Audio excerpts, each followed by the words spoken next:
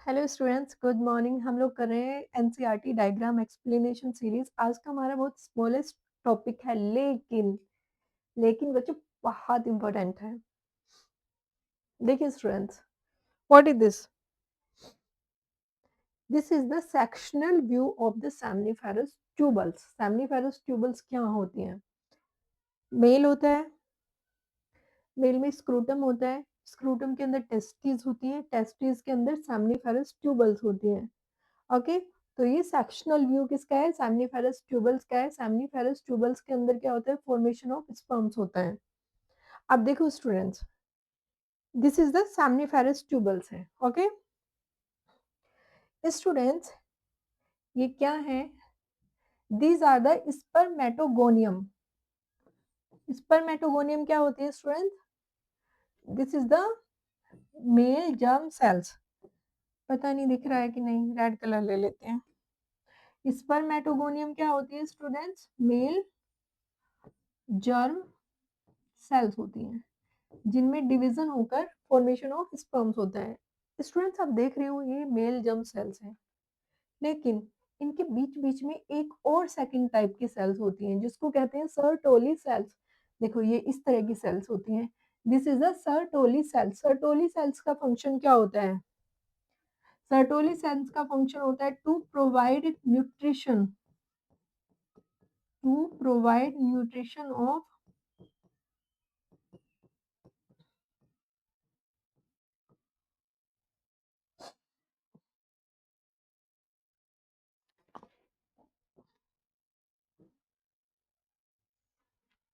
To provide nutrition. वो किसको nutrition provide कराती है स्टूडेंट्स? To provide nutrition. किसको न्यूट्रिशन प्रोवाइड कराएगी? जो ये spermatids, spermatozoa and the sperms, जो ये अनमैच्योर्ड स्पर्म्स है उसको न्यूट्रिशन प्रोवाइड कराती है। जब एक स्पर्मेटोगोनियम या मेल जर्म सेल्स में डिवीजन होता है तो स्टूडेंट्स क्या बनता है? प्राइमरी स्पर्मेटोसाइट बनता है। ओके, ये क्या बन गया? डिवीजन होके प्राइमरी स्पर्मेटोसाइट बनता है। फिर प्राइमरी स्पर्मेटोसाइट में फिर डिवीजन होके स्टूडेंट्स बनते हैं सेकेंडरी स्पर्मेटोसाइट्स।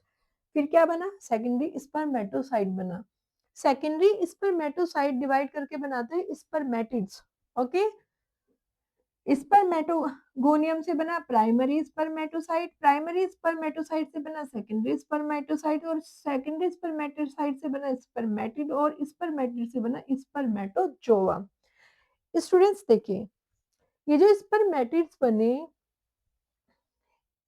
स्पर्मेटिड्स को कन्वर्ट होना है स्पर्मेटोजोआ में।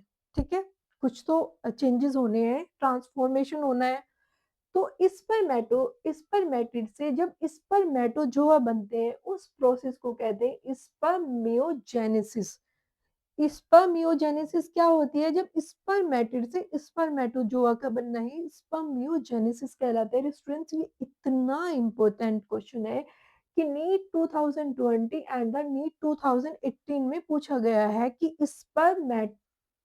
स्पर्मियोजेनेसिस क्या होती है। What is spermiogenesis? स्पर्मेटिड से स्पर्मेटोजोआ का बनना ही स्पर्मियोजेनेसिस कहलाता है। अब स्टूडेंट्स, ये स्पर्मेटोजोआ तो बन गए हैं, फाइनली स्पर्मेटोजोआ बन गए। अब इनको चाहिए न्यूट्रिशन। न्यूट्रिशन करने के लिए स्पर्मेटोजोआ अपनी हेड को एम्बेडेड कर देते हैं। ये क्या है? Sertoli cells. सर्टोली सेल्स में अपने हेड को सर्टोली सेल्स के अंदर ले जाते हैं और न्यूट्रिशन ले लेते हैं। ठीक है, न्यूट्रिशन लेकर फिर ये स्पर्मेटोजोआ न्यूट्रिशन लेकर फिर ये आउट ऑफ सेमनीफेरस ट्यूबल्स कर दिए जाते हैं, तो उसे कहते हैं spermiation. This is the spermiation. ये नीट 2020 का क्वेश्चन है। आफ्टर स्पर्मियोजेनेसिस, कौन सी स्पर्मियोजेनेसिस के बाद? अच्छा, पहले मैं ये बता दी स्पर्मियोजेनेसिस क्या है। नीट 2020 एंड नीट 2018 में पूछा गया है।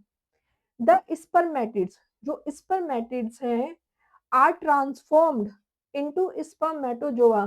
स्पर्मेटिड से क्या बनते हैं? स्पर्मेटोजोआ के बनने की प्रोसेस को ही क्या कहते हैं? स्पर्मियोजेनेसिस कहते हैं।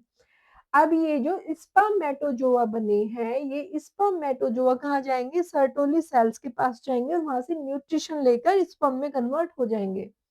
तो इसको क्या कहते हैं? स्पर्मिएशन। ये नीट 2022 का क्वेश्चन है। आफ्टर स्पर्मियोजेनेसिस, स्पर्मियोजेनेसिस के बाद sperms had get embedded in the Sertoli cells। Spermiogenesis के बाद जो बने हैं स्पर्मेटोजोआ अपने हेड को सर्टोली सेल्स में ले जाते हैं एंड और वहां से न्यूट्रिशन, सर्टोली सेल से न्यूट्रिशन लेने के बाद finally release from the seminiferous tubules by the process spermiation. ठीक है, स्पर्मेटिड से स्पर्मेटोजोआ बनना, स्पर्मियोजेनेसिस। ठीक है, और यहाँ से सर्टोली सेल से इसका अब रिलीज हो जाना, इस स्पर्म का रिलीज हो जाना कहाँ से? आउट ऑफ, चले जाना आउट ऑफ सेमनीफेरस ट्यूबल्स।